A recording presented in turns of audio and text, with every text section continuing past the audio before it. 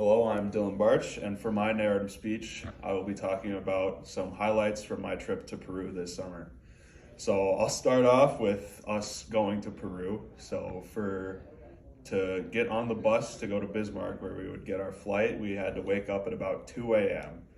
And then we drove to Bismarck and wanted to be on the plane by about 7, but unfortunately, there were some setbacks with our identification, and it took us about an extra hour to get on the plane, but luckily they held it for us.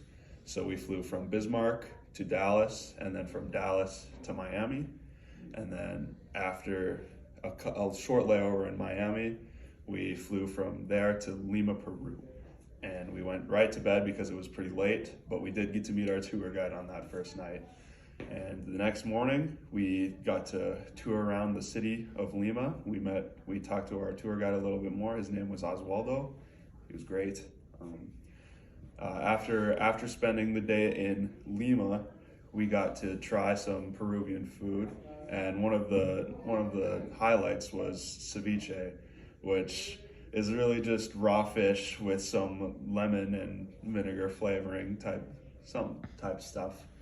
So I ate my whole plate because I was very hungry that day, but it was a little harder to get down. The next day we went to Cusco, which is a bigger cultural center. There's a lot more ruins and places to visit, things to do in Peru there.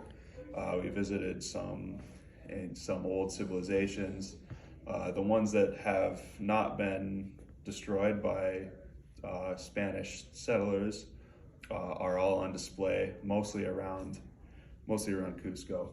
So after spending a couple days in and around Cusco, we visited Machu Picchu City and Machu Picchu, which was one of the highlights. It's a really cool old civilization. It's one of the seven wonders of the world, and that was very cool to see. We also went to Lake Titicaca one of those days, and we made a whole day out of that, which was very fun.